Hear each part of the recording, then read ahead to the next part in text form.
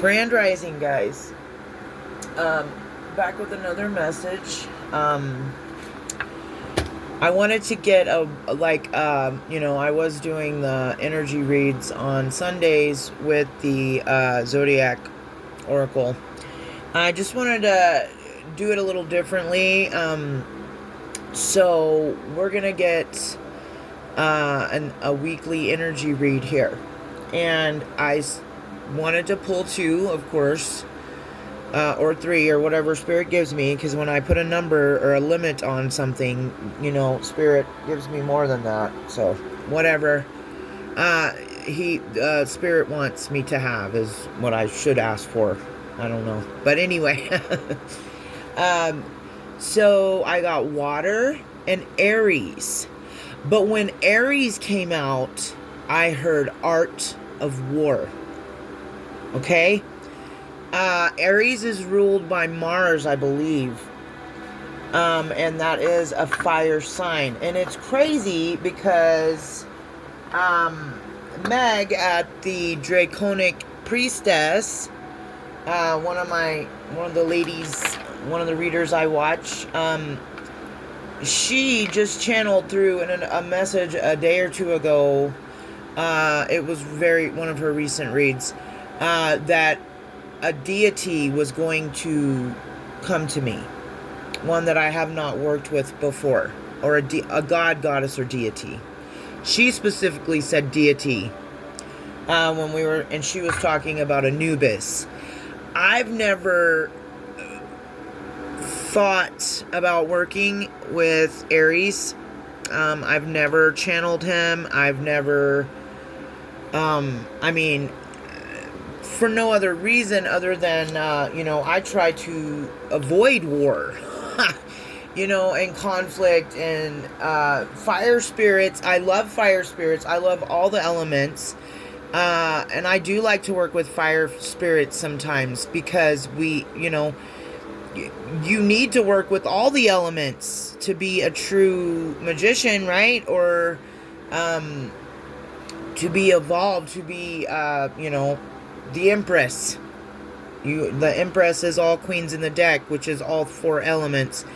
So there's something here about mastering the elements, first of all. But two, so I just wanted to give you guys some things that led me to where I am right now with this, okay? So I want to touch on each thing. Water element is adaptability, emotional depth, and the transformative power of flow, symbolizing life's ability to cleanse, mature, and renew. Nurture and renew. Maybe someone needs to mature. I don't know. Nothing happens. Everything happens for a reason, I believe, in a reading and in life. So anyway, and we know that, like, where would we be without water? We need it to bathe. We need to drink it. We need it to cleanse our bodies, our homes, our vehicles, our children, whatever. Water is a source of life. Without water, we would die. Right? Right. So, but anyway, so we've got water, which is adaptability, emotional depth, the transformative power of flow. You want to, I try to think about life as a river. You've got to be flowing. You need to be flowing. And you can have a beaver come along and throw some logs out there and create a dam. But what usually happens, in places where I am here, there's beavers, and they do that. And they will dam up a creek, or a large creek, or the Arkansas River flows through my community. So, but you don't see a whole lot of that on the river. But some of the smaller creeks and things around here, you might, or at a lake. But I did see one recently that had done some work on the Arkansas. But when they do come along and do it, though, I don't know. It's probably the Division of Wildlife, I would assume. I'm not sure, so don't quote me. But some officials that work for the state, you know what I mean, are going to come in and tear that down. Because you can't, you know.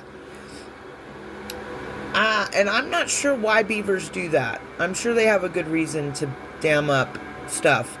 And, you know, and I dated a guy that he went to college to learn about, you know, that was going to be his occupation, was to be like a wildlife official. And he did tell me and showed me pictures, so it's not a lie, like rodents, like mice and rats and beavers, specifically. I don't know, there might be a few more in that class, maybe prairie dogs or, I don't know. I'm just naming off stuff that's in my side of the world, in my location. I'm not, you know, I've lived here most of my adult life, so I'm not too familiar with the rest of the United States, besides the South, but yeah, anyway. So Aries, the zodiac sign, stands for, but I'm just going to read this to you, but I know for a fact that I am channeling the Greek god Ares. That's who came to me last night. I wanted to do the reading last night, but I was so tired, I just could not do it. I had to go to sleep. I've needed rest. But anyway, I'm going to read you Aries as the zodiac sign, okay? And then I'm going to read to you about the god Ares, the Greek god Ares, the son of Zeus and Hera. And then I'm going to read to you the definition and what the art of war means, okay? And don't worry, it's not as scary as it sounds, I promise. Okay, so zodiac meaning behind Aries, like I said, it's a fire sign. It's a cardinal sign as well. And dadgummit, I was gonna look that up too, but I didn't. Okay. But I'm gonna also, I just wanted you guys to know, because I've talked about the signs before. There's 4 fixed signs. There's cardinal signs and another, I want to say another kind, and I can't remember it at this moment. But I wanted to just, touch on that when it comes up in reading. So I'm going to look into it again and write it down somewhere where I won't lose it, because I need to memorize this stuff anyway, and share that the next time it comes up in a reading, okay? I apologize. Or you can look it up yourself. You can look up what fixed signs mean and which ones they are. You can look up cardinal signs, which ones they are, and so on and so forth, if you want. Otherwise, we'll touch on it again later. So Aries, the zodiac sign, stands for new beginnings, initiative, action, expert, instigator, a trailblazer, and a firebrand. Okay? And we're just touching on that because this is the god Aries that's coming through in this message. Okay? So the god Ares, the Greek god, he is the god of war and courage, one of the 12 Olympians, the son of Zeus and Hera. He's also Athena's sister. He embodies the physical valor necessary for success in war, but can also personify sheer brutality and bloodlust. And when I heard that, I thought of Sekhmet. That's an ancient Greek, or not Greek, ancient Egyptian goddess, Sekhmet. She was released on humanity to cleanse. And she also got bloodlust. And that's who I think of when I hear that word, bloodlust. Okay. In contrast to his sister, so that's another goddess that I'm picking up on. I just posted her the other day too. You know, I post them as I feel them in my energy. So if you wonder why I post certain gods, goddesses, or deities at certain times, it's because those are the ones I'm channeling that are resonating with me, or they're coming to me. Okay? I am not seeking certain ones out. They seek me out. Do you understand what that means? I don't think some people believe in that or whatever, but I don't care. See, and that's the thing. Like, you have to remember, when someone is highly spiritual and gifted and can see into the spirit world and can channel other spirits and entities and beings, they will come to that person, as opposed to dark spiritualists who are doing dark things, manipulating energies, so on and so forth, and they seek these gods, goddesses, and deities out to usually help them harm another person. And sometimes these people try to put these entities, these gods, goddesses, deities, in bondage. They're not bound when they come and approach another person. Okay? Can you see why they would turn on you? Besides the fact that you're manipulating their energy to manipulate someone else's. Why they wouldn't want to mess with you, but they will come to someone else to give them a message, to work with them, to guide them, to show them things. I can, because I'm also a free spirit, and I would like to be treated as such. The more someone tries to manipulate, control, dominate me, my soul, I swear to you, it's like my soul is its own entity inside of my body, and there is so much resistance. It's almost like I can't handle it. So, I'm just telling, and I know this is not for the people that watch me, because I know that people that are watching me are evolved. So if this is something you've been doing, either you didn't know you were breaking spiritual laws and performing dark energy manipulation, dark magic, whatever you want to call it, dark energy work, or you don't do this kind of stuff at all. And then, so who I'm speaking to right now and warning are cross watchers, and I'm always talking to them in my videos. So I believe I have a collective of beautiful people that watch me, and I also believe I have cross watchers watching me, and they are most likely people from my past that are hating on me, keyboard gangsters, trolls,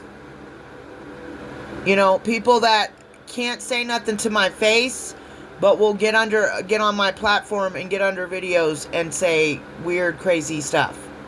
Because they're a troll. Because they're a coward. They're yellow belly. Right?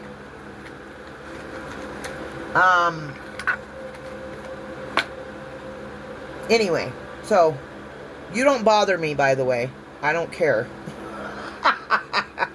But I feel your energy and I know you're there. And I just wanted you to be aware of that, okay? All right, but I love you, and I hope you're learning something as you cross-watch. You know what I'm saying?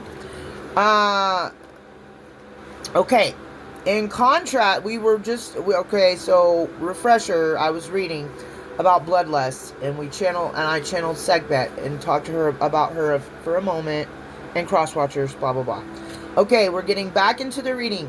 In contrast to his sister, Athena. Okay, so Athena is the goddess of war, but she doesn't use brutality. Athena is known for wisdom, art, and war. She's the goddess, beautiful goddess, that is depicted with an owl on her shoulder, with a shield and a sword, and her, all her glory. She's also one that I do have on my altar. And I do like to work with her. Lapis lazuli is significant for Athena. I'm not sure about Aries. I guess I should have looked this up. But anyway, okay. So because of his reputation for savagery, it is thought by some that his origin could have been that some people thought Ares, the Greek god, his origin was Thracian. And when I heard Thracian, I'm walking you guys through all the things I've been channeling and picking up on, because it's significant for this reading. Thracian. I don't know if any of you know the story of Spartacus.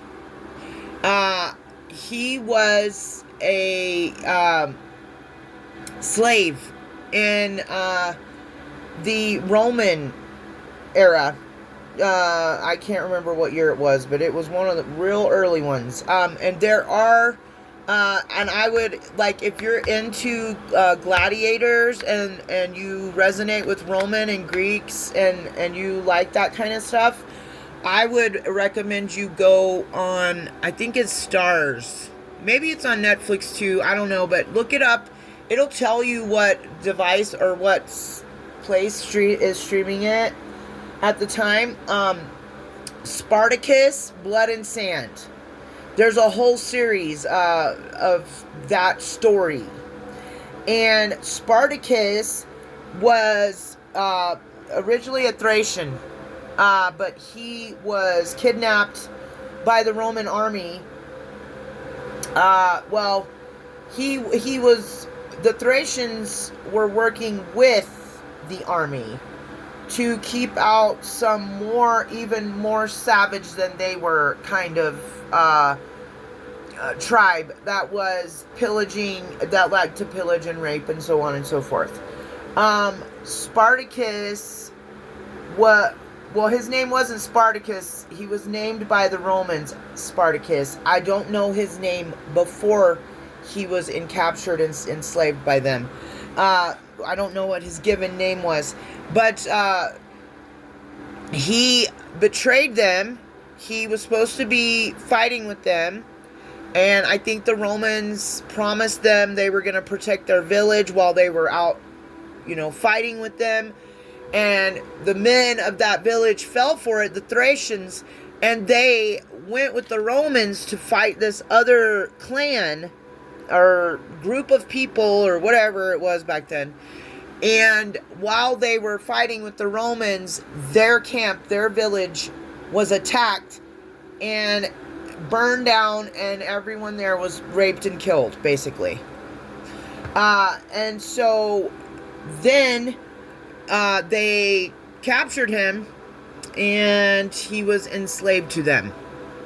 And back then, if you owed a debt, you could, and he was bought by a lanista, a man who trained gladiators to fight in the ring. And this was in Capua, not Rome, but a sister city, I would say, to Rome. And there was an arena in that city.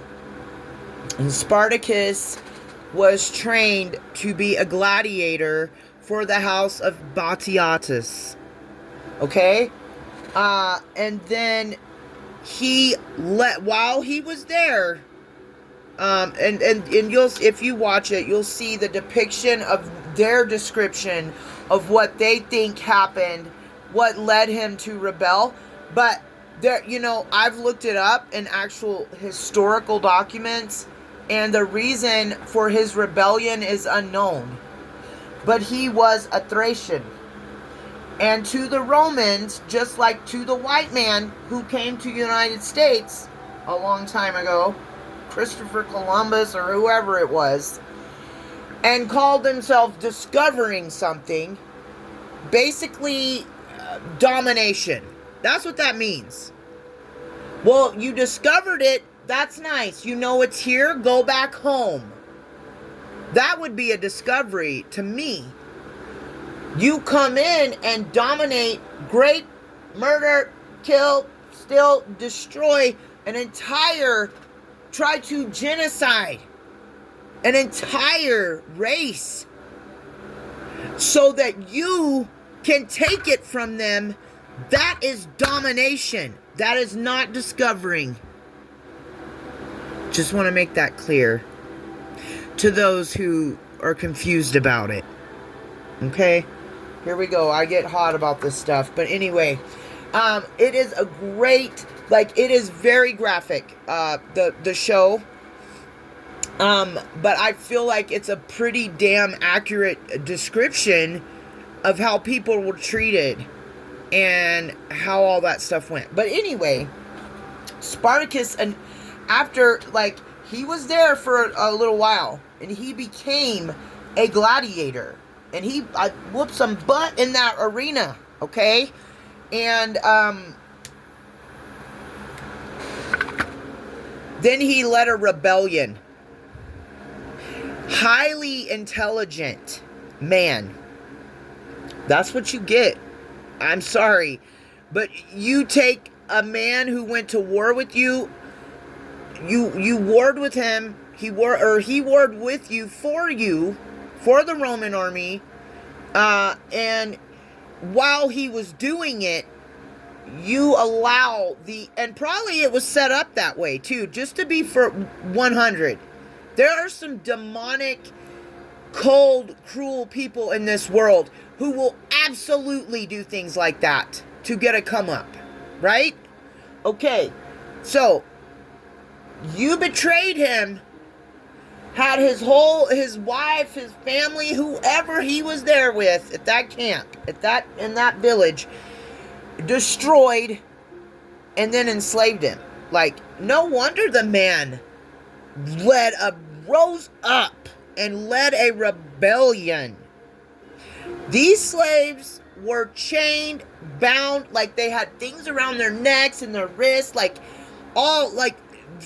do you see what I'm saying? Domination, and slavery in general is domination. But, putting collars on them, I don't know. I would, if you're highly sensitive, it's going to be hard for you to watch that show, but it is really good, and I do feel like it's an accurate description. Maybe some of it's a little outlandish, or maybe not. I don't know. I think we all know what the Romans were famous for. I think before they would go into war, I memorized this in world history, because I am so fascinated with Romans, Greeks, and the Egyptian times. And I don't know why, but I'm so drastically pulled to that historical account. Anyway, now I lost my train of thought. But, so Spartacus rose up, led a rebellion.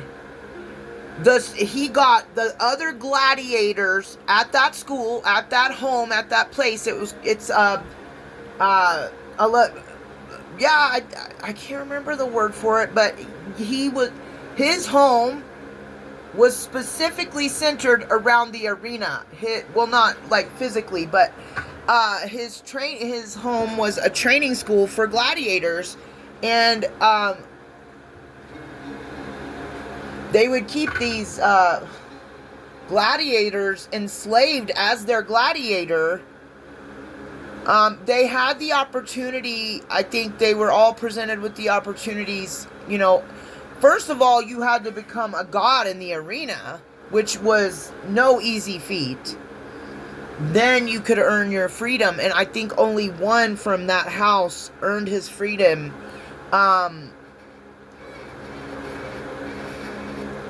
And anyway, he paired with some other top-notch, like, beasts, gladiators, specifically Crixus and Oenomaus. Those are historical names. They're in the show, but they're also written in history.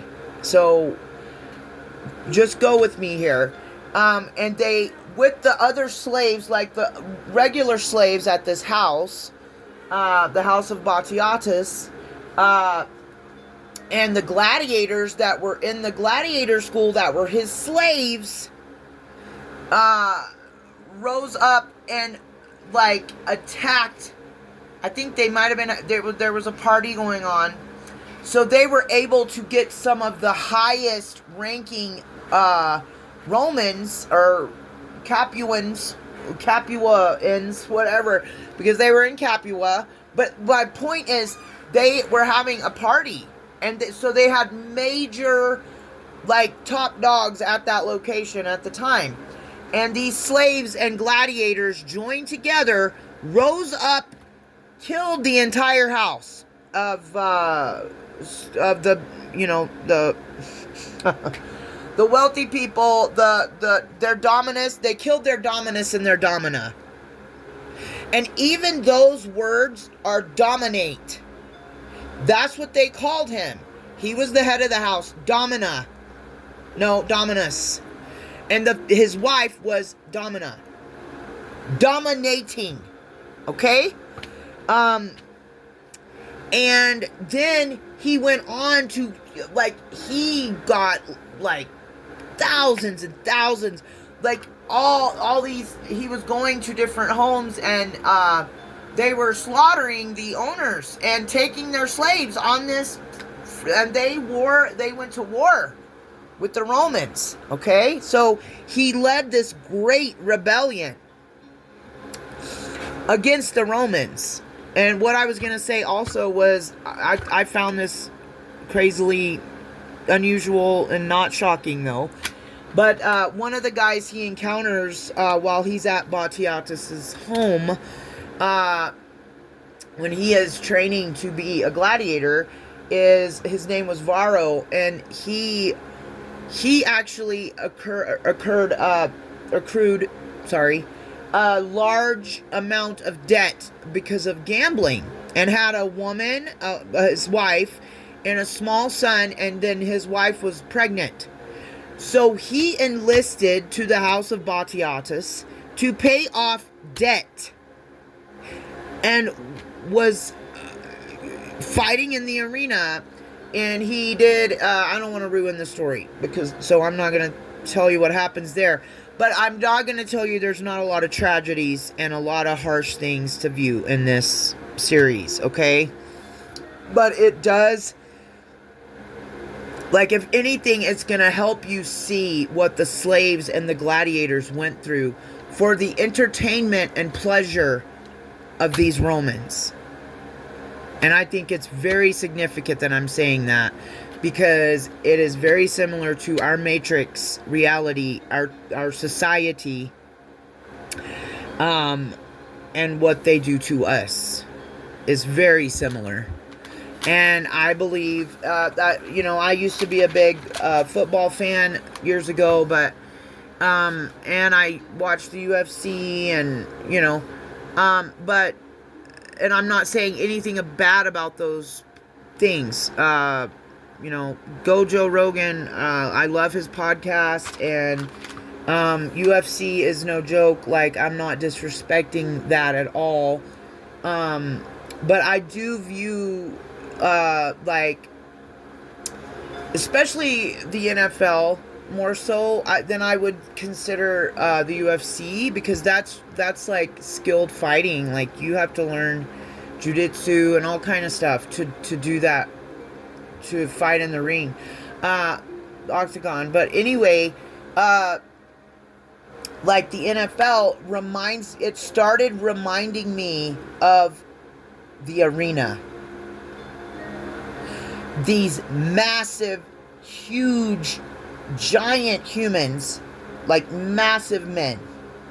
You ever meet an NFL or NBA or any kind of like massive, like, or even seeing them standing next to a normal person?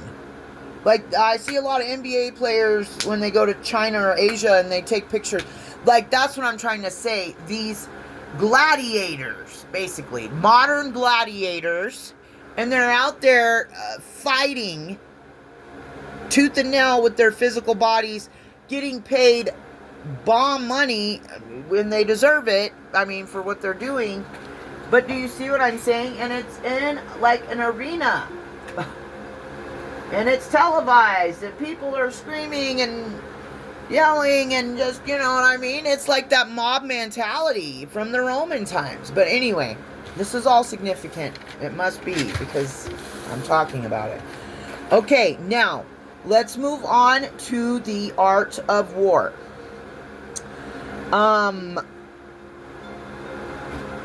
This refers to the comprehensive philosophy,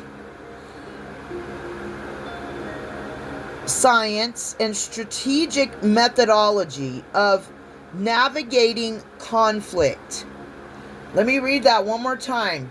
The art of war refers to the comprehensive philosophy, science, and strategic methodology of navigating conflict.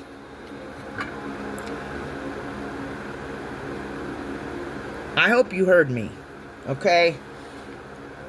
It is the foundation of military strategy, emphasizing preparation, psychological warfare, flexibility, and winning conflicts with minimal conflict and resources. So while I used to think, the art of war, why would I want to know the art of war? I'm so glad I looked that up, dude. So basically, the art of war is handling conflict with using as little conflict as possible. And now I'm going to have to bring up Ian from 144 from the Stars. I just watched his message yesterday. He had recently posted about trickster spirits. He did a community post. I didn't comment on it because I've never specifically worked with the trickster spirit or sought out to work with the trickster spirit.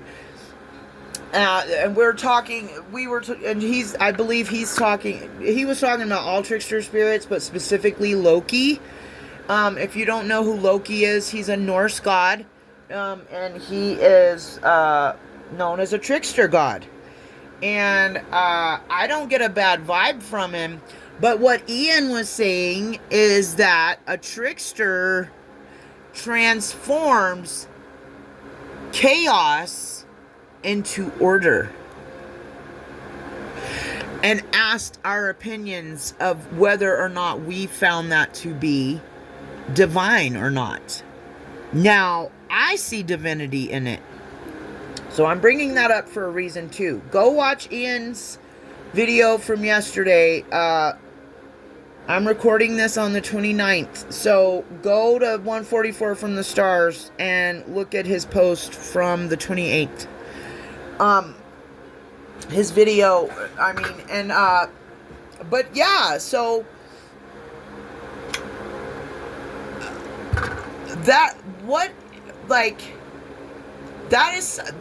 I feel like this came to me because it is something that I have been doing recently, which is huge for me. If you knew me personally, you would understand. I am a Scorpio sun, but a Sag moon with 4 other placements of Sag and 1 Leo. So I am very much, I am very emotional, very deep, very sensitive, but very fiery and passionate at the same time. So mix those two together, unbalanced, before I was balanced and before I started healing. Yeah, I will throw down with you. Especially, what would get me fired up more than anything was when I had done nothing wrong. And you know who wins fights? People that are not doing anything wrong. And somebody comes for them. We're gonna whoop your ass. Just saying. Like, especially if it's a fire sign. Like, I don't know why, and I'm not a fire sign, but I have a fire moon and a 4 or 5 placements of fire in my birth chart. Hello. So yes, I am a crash out. You know, I'm an old crash out. I could get there and go left pretty quick, especially when I was being bullied or mistreated by somebody that I had done nothing to and had no beef with. Had no, and they came to me with it. But I also want to point out the fact that when you are, I feel like it's Scorpios specifically, just your energy. Because Scorpios are known for their depth. They're investigators. Like, you can't lie to a Scorpio. You can lie to us, but we know you're lying. Are we going to tell you that we know you're lying? No. We're going to stand back strategically and let you show us who you are. Right? And then we'll move in. Or not. And that's to the place I've come to. I've learned to let things go. Conflicts, let them go. Don't waste your energy on it. Move strategically. If you are in an enemy's camp, if you realize, one day you wake up and realize, oh my God, I am surrounded by the enemy. I am right in the middle of the enemy's camp. And I'm not literally talking about a camp. This is metaphors, okay? Just go with me here, okay? Say we are back in those days, and this is the Roman times, and we are at war, okay? You're a Roman, and you just walked into the Thracians' camp. Well, you're dressed like a Roman. They know who you are. And they're being polite and kind and whatever to you because they're about to do something to you, basically. If you're not dead on sight, they've got a plan for you. Okay? But anyway, I don't know why I said that. But anyway, so you're surrounded by the enemy. How are you going to play it? That's my question to you. How are you going to play that scene? Are you going to jump up, pull out your sword when you're surrounded? No. You are going to strategically bounce up out of there as quickly as possible or convince them that you're part of them and sneak out the back door. Right? You're going to be strategic, the art of war. So, this reading is going to be significant to emotional depth and resolving and avoiding conflict and resolving conflicts with minimal challenges. Let's see. Let's read it one more time. The art of war refers to the comprehensive philosophy, science, and strategic methodology of navigating conflict. Okay? Strategic navigation of conflict. All right. What do we need to know about this energy? I'm going to pull from the tarot, guys.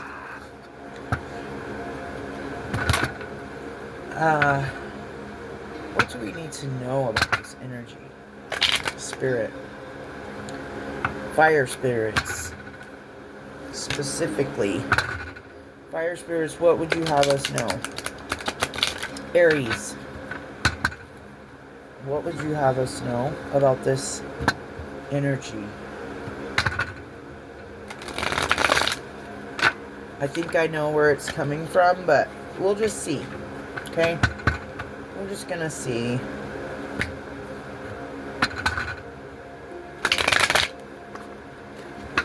Alright. What can we know about this? What can we know about the week ahead? This is about the week ahead. That's what I pulled. Okay, I just had 3 fly out. I'm going to read them to you in the order they came out. Alright, we've got the Star in reverse. Lack of faith, despair, discouragement, insecurities, self-trust, disconnection, the Lovers. This is for the week ahead. The Two of Wands and the Two of Cups. 22 could be significant. Okay. So there could be an emotionally deep connection in the coming week that you are going to need to exercise the art of war in. Strategic methodology conflict. Okay? And we have the lack of faith and a love. Okay, so yeah, there's gonna be something, I'm gonna just say it, there's gonna be something challenging this week in the arena of love. Okay? The Lovers and then the Two of Wands, planning. Okay, so there could be two, and there could be something challenging, but there could also be something good. Like, there's planning going into this Two of Cups situation.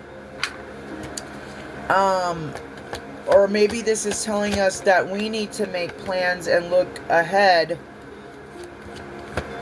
this week in the area of love. I'm not really sure where we're going with this. Okay. We got the Four of Pentacles, the Knight of Cups, and the Three of Cups. Okay. The Four of Pentacles is being conservative with your money.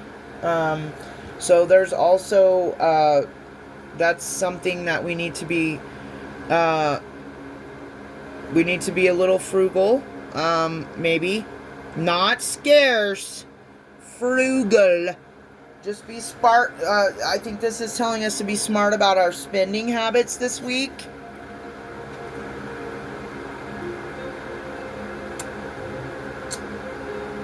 And there is a Knight of Cups here. Excuse me, I had to drink some coffee.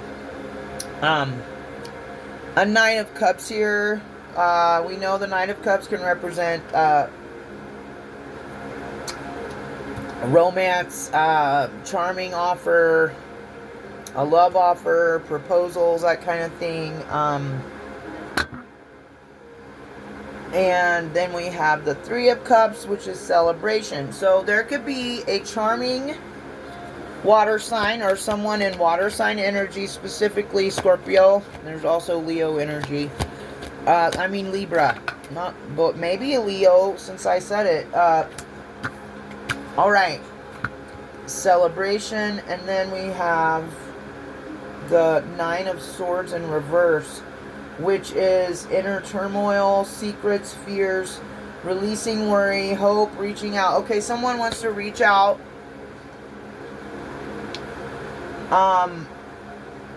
To try one more time.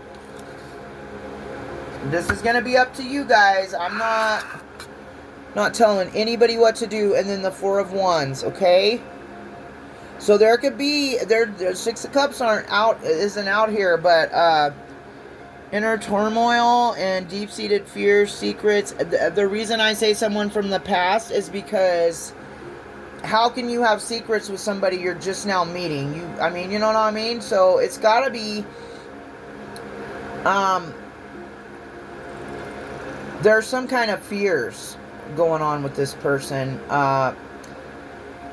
An inner turmoil, worry, and they want to reach out. Maybe they're having a lot of sleepless nights. Could be struggling with insomnia. This Knight of Cups could be a friend, or they could want to celebrate with you, or they could be someone from your community. They want to try something one more time to have a Four of Wands situation, celebration, joy, harmony, marriage, home, community, homecoming. Okay. What can we know about this Knight of Cups? They could consider you their wish fulfillment. The Nine of Cups came out. What can we know? Gosh dang it. The Five of Wands came out. They're in some kind of competition or rivalry or conflict. Okay. Can we get one more?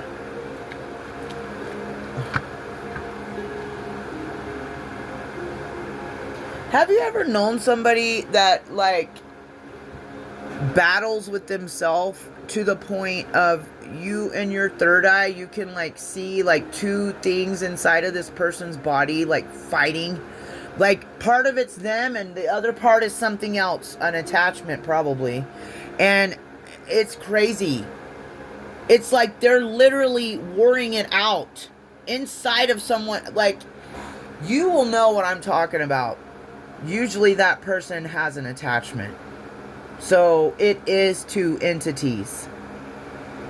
The soul of that human and whatever attachment it is, battling inside it, like inside, like, and you'll know because they're like, they're super twitchy and like hyper and they can't sit still and they're always moving around and like, it's like every minute, every ounce of their being is fighting with something else. Like inner turmoil. I don't know how to describe it any other way than what I just did, but if you know, you know. If you have spiritual eyes, you know exactly what I'm talking about. It's really sad, and I feel like that's what this person is going through. Whoever this person is. The Ten of Wands. Burden. The Ten of Wands is burdens. Lord, we don't like the Ten of Wands. Okay, so this person is going through some kind of conflict and has a lot of burdens in their life. They could be meditating at this time, which sounds like that's what they need to do. What else can we know about the week ahead in this situation? Okay. The Ace of Pentacles fell on the floor. So there could be abundance coming your way this week. Your manifestations are coming in. Your opportunities, a new career or a financial opportunity could be coming towards you. A new venture, some sort of prosperity. Okay. Let's get a couple more, Spirit, for the week ahead. For this art of war energy. The Seven of Cups. Okay. Let's get something with this Seven of Cups. Okay. So this is how I'm reading it, and you know, every reader is going to see the cards and the energy different because we're all different, and so that shouldn't be shocking. What I see with the Seven of Cups and the Two of Swords is illusions and spell work, trying to make someone confused, mentally confused. so that they feel like they have difficult decisions to make and things like that, and like weight on them, and a deadlock or avoidance, trying to send you crossroads energy. Rebuke it. Rebuke it. If you feel it, rebuke it. Just another warning. Not a warning, but an advice to give you guys. Cleanse under this full moon. Cleanse. Take a spiritual bath. Take a spiritual shower. Clean your floors today with vinegar, lemon, and salt. Or just do ammonia. I've heard is good too. Like, use your clean with intention and use certain ingredients. Vinegar. Cleaning vinegar on your floors. That's what I recommend. It is so... You can go to the Dollar Tree and get a bottle for $1.25. Okay? And dust. And then smudge. Use Palo Santo. Any kind of sage. Use cedar. It don't matter. Use something. And pray. If you're going through warfare right now, that is your advice from me. Because I'm going through it too. But we don't just clean our houses and our floors. We clean our aura and our spirits, our mind, body, souls, and spirits, right? I highly recommend you do that under this. Use this moon. Use it. Make some moon water tonight. Set your crystals out and recharge them. Okay? Just like there's dark spiritual work, there is light spiritual work. And when you know darkness is being used against you, you learn some white stuff to use back to counteract. And that is what I recommend that you all do if that is something you are going through or a challenge for you at this time. I know there's a lot of people in the collective that have been going through warfare, but I've also been told recently that it's over. The cycle is complete. We are stepping on to a new timeline, people. And that shit, new levels, new devils. Those old low vibrational energies, we are ascending. They can't reach us. Their spell work doesn't even work anymore. You know why? Because we are protected. Because no weapons formed will prosper against us. Because we are chosen. Because we have leveled up.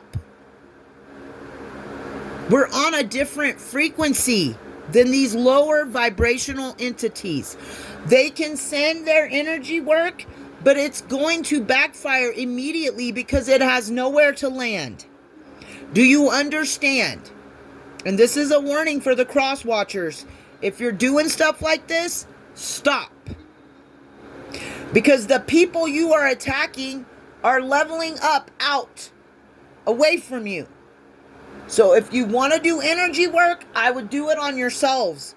Do some magic on yourself to level up, to heal, whatever, to protect yourself, to cleanse yourself. Use that energy work on yourself because you're not reaching that chosen person. You're not reaching that earth angel. You're not reaching that light worker anymore. You are sealed out of their energy and their aura. You can no longer affect them. The only thing you're doing is wasting your time, energy, and mental. And I've told you guys this before, and I'm going to tell you again. Let somebody rent a space in your head, and that is how their manipulation and their dark spell work works on you. When you detach, release, let go, and forgive it, they no longer have any way in. The energy cord is cut off. Cleanse and do a cord cutting.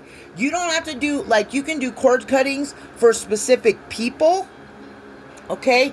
And then you can also do them for parasitic energy. You can do a cord cutting for all parasitic energy, for all energy vampires, for all siphoners, for all dark entities. You can do a banishing, but like I said yesterday, you got to cleanse first before you do any of this stuff. Before you do a cord cutting, cleanse. You can do it towards a specific person, a group, or like I said, parasitic entities, parasitic energies, excuse me, and marine spirits, and that's another thing. That's what, like, some of the readings I watch, my channel, the people I really connect with, and I watch them a lot, so I know they're channeling my energy at times because I put a lot of energy into their channel, and like their videos and so on and so forth, and then just for reference sake, that's, if you want a more accurate reading and you watch me, like my videos, subscribe to my channel. And that is an energy exchange. And then I am able to pick up on your reading, and the reading can be more accurate for you. Does that make sense? Anyway, and they're talking, and I'm just gonna say this one more time. I am a Scorpio, and these people have been using death magic and marine spirits against a Scorpio. Do you understand what I just said? Scorpio represents death. You think you're going to send death towards a Scorpio? That's who we are. We will transform right before your eyes. Out of any obstacle, illusion, binding, chains, any of that. That's what we are. That's what we stand for. That is our energy. So, and see, and that's what I mean. And marine spirits to a water sign. I've got a mermaid tattoo on my arm. You don't think I don't work with water spirits and that they don't love me? Because I do light work with them. I give them offerings. I love them. They've got a place on my skin. But you're sending them to come for me?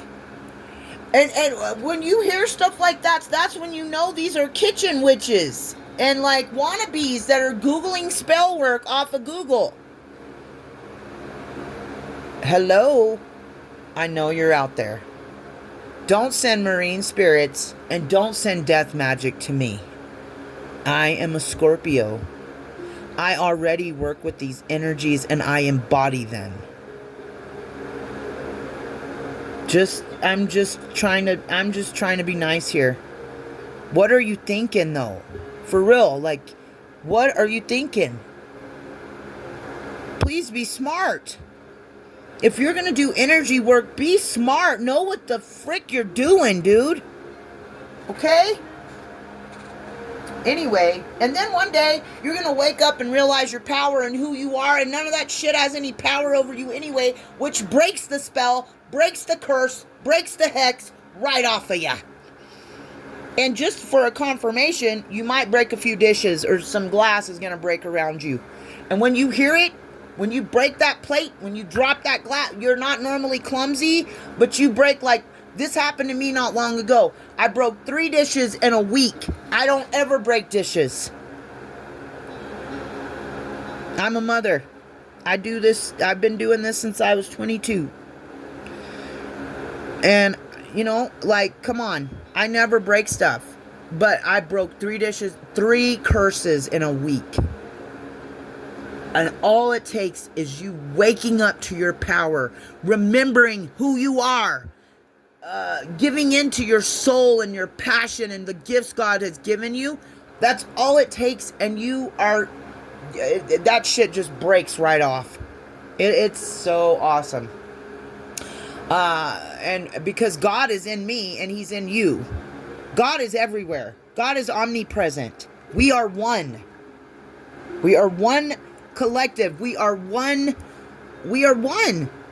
with each other, with our consciousness, with God. Like, God is all around us and He's in us. And once you really understand that and have total and complete faith that, and know without a shadow of a doubt that no weapons formed will prosper, there's so much power in that, sweetheart. Trust me. And we've got the Ace of Wands. So, new project, inspiration, urge to create, willpower, desire, power, potential, beginnings, new opportunities, and growth. You can expect this kind of energy this week. And that's fire energy. That's great. And somebody could have a lot of passion for you. And I also, since there's a wand in this picture and a hand holding it, it tells me that somebody's going to pick up their wand this week and realize their potential. Realize they have all the tools that it takes. Realize that they control everything. They control their reality. They control their mind. They control their emotions. They control their rage. They are strategically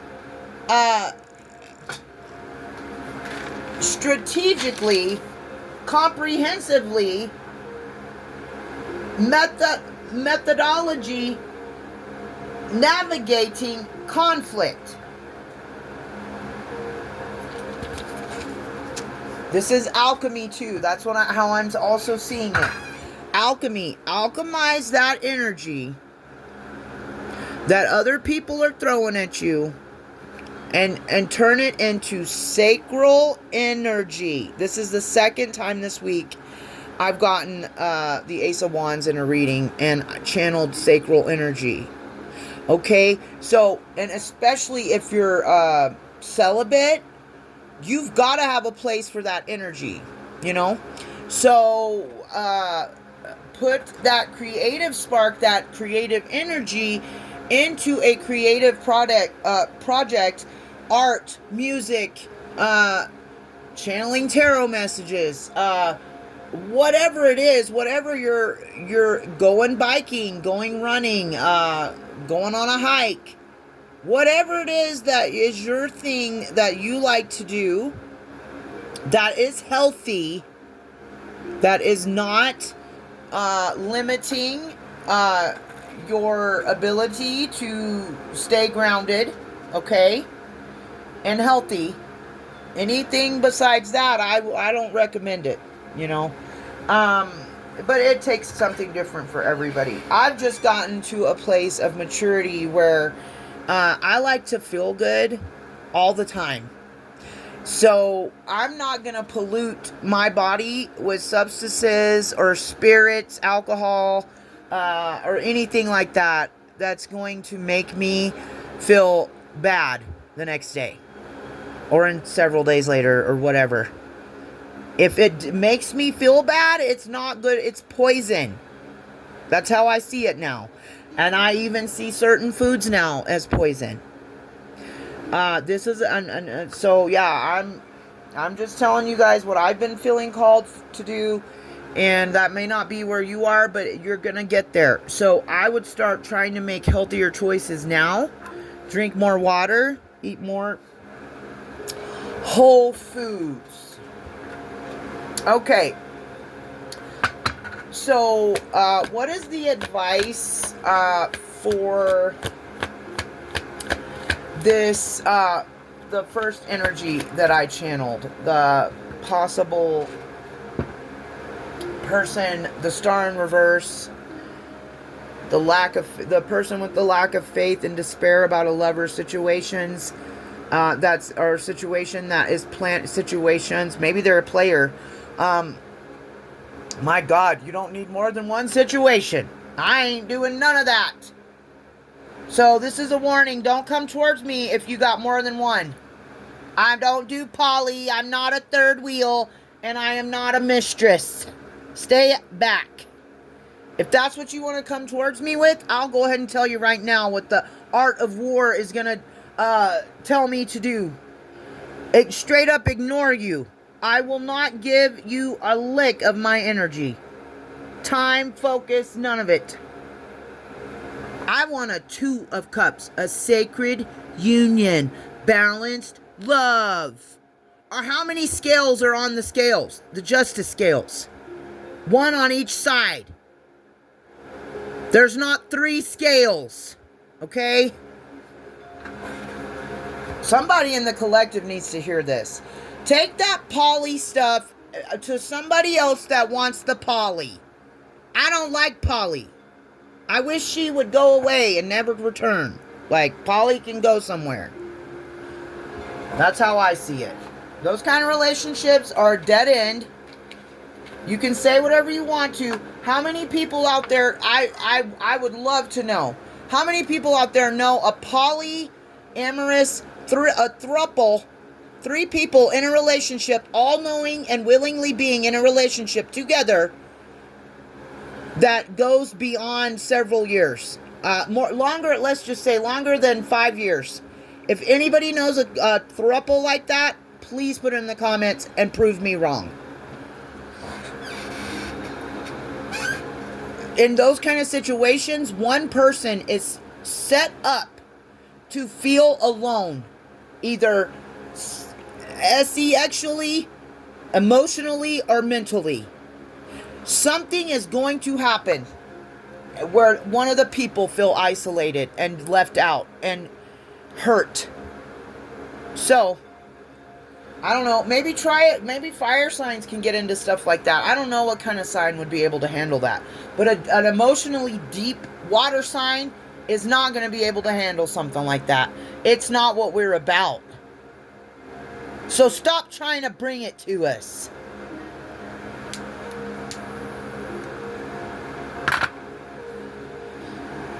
Okay. So what is the advice for that situation?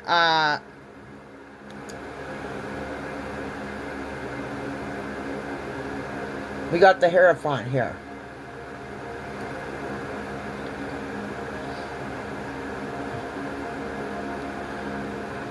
Okay, I don't like that, to clarify this situation. I don't.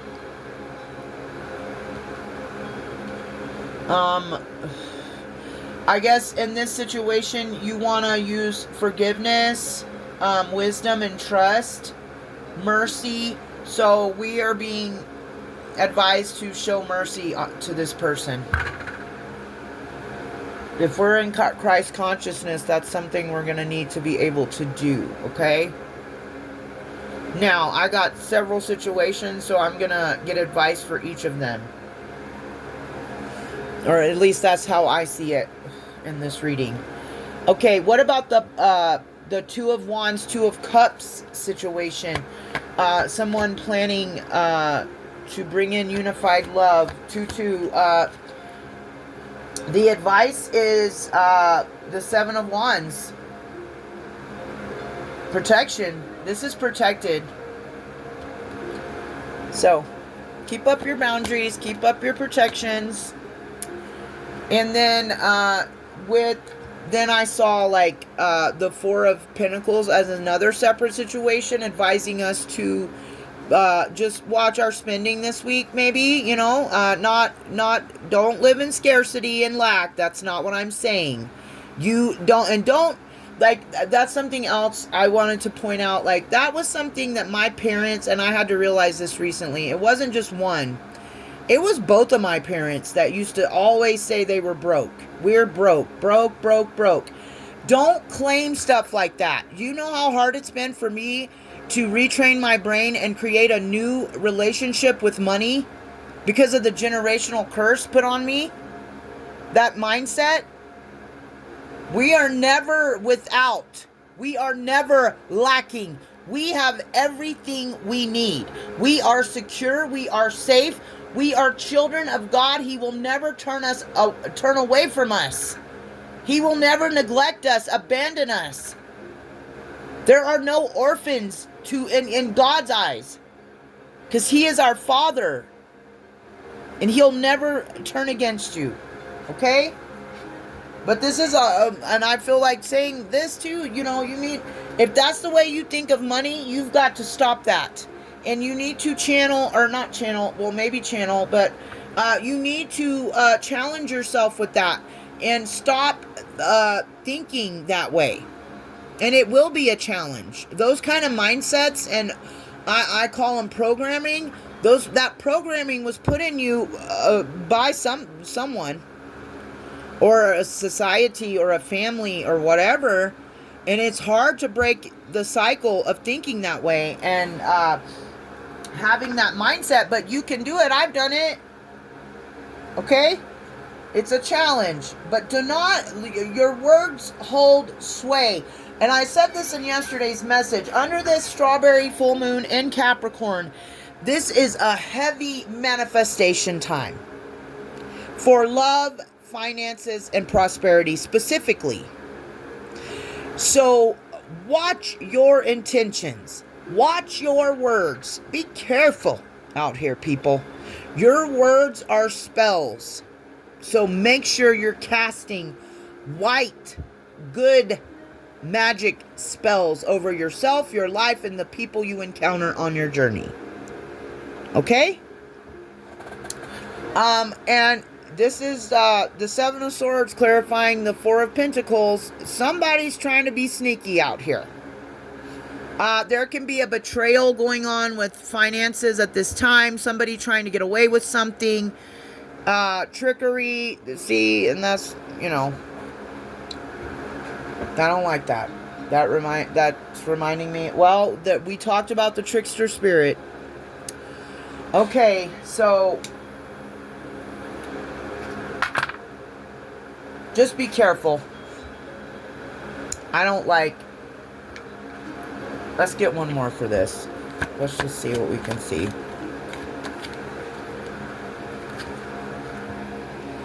Ace of Cups. I don't like this. I don't like it. It sounds to me like somebody's coming in to make you think they're offering you an Ace of Cups when really they're being deceptive and strategic and trying to get in your pockets. That's what that tells me. So I'm letting that be known right now. There's a trickster spirit. I've channeled it before. You know, and just like any other spirit, it can be used for good or bad.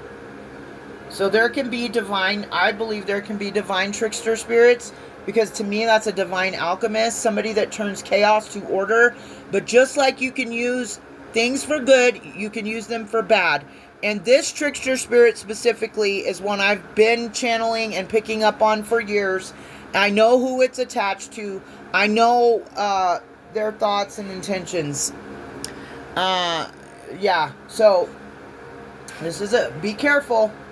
This is why we're needing to watch our spending, watch our money this week, because there is someone coming in with a deceptive offer of love to get their hands in our pockets.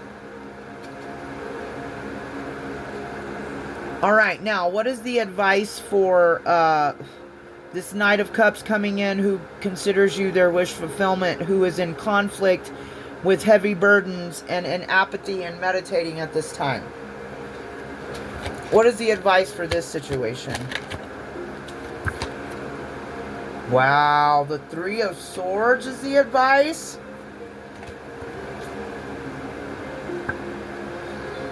Okay, so we might be heartbroken this week over a situation, or another person could be heartbroken.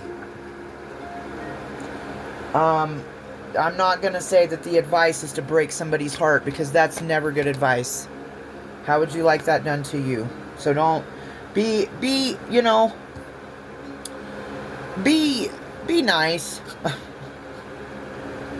This person is going through it, it looks like. Good Lord.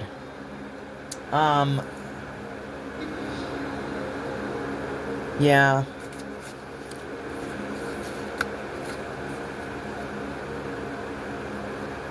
Can we get one more card for this? Death. It's time for this to end, guys. That's an ending. Okay? Scorpio energy. Right? That is the advice on that. Alright. Now, moving on to the Ace of Pentacles. What's the advice about this beautiful abundance of manifestation coming in for the collective? The Five of Swords. There's gonna be, okay, so somebody doesn't like it that you're about to get a manifestation of wealth and some money and some finances. You know what? We don't care. If you ain't got haters, you ain't doing something right, bitch. Okay? That's all I can say. Alright. What about this Seven of Cups, Two of Swords, this spell work somebody trying to throw here? That's the way I'm seeing it. Trying to put somebody at a crossroads. King of Swords.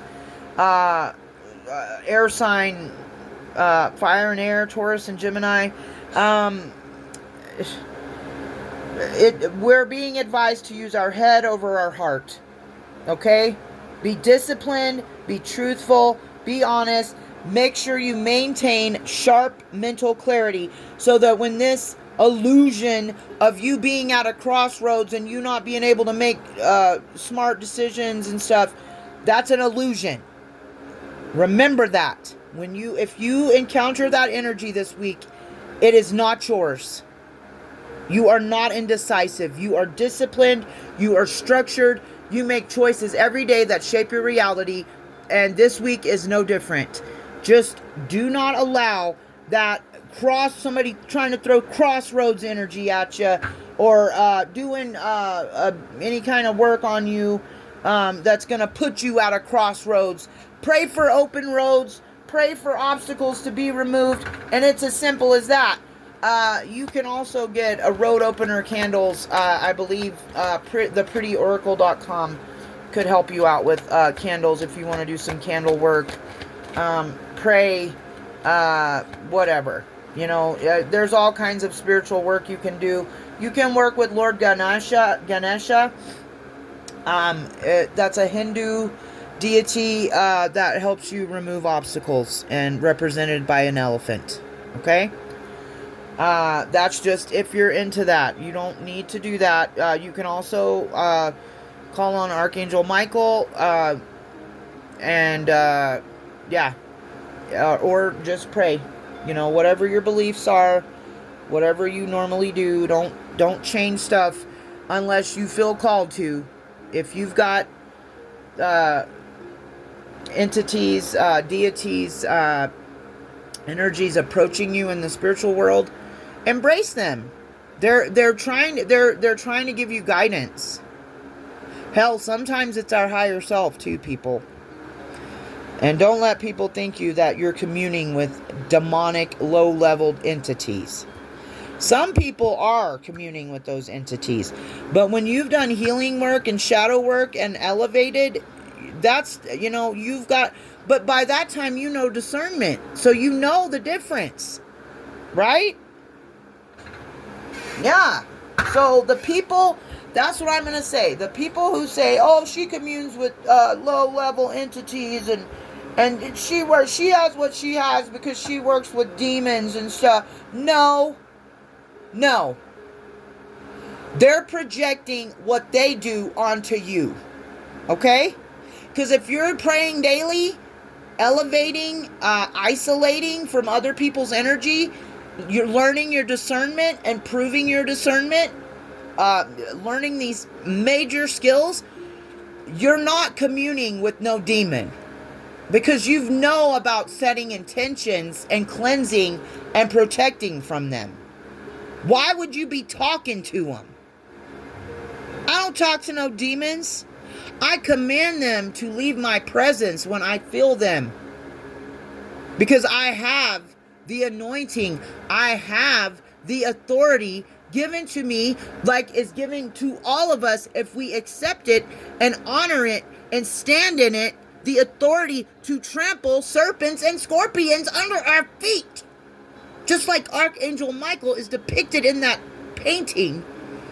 He is stepping on the head of the serpent, spearing it. I'm going to post that today so you guys can see the visual if you haven't already seen that painting or that depiction. Hello? Yeah. And Psalms 91, go read it.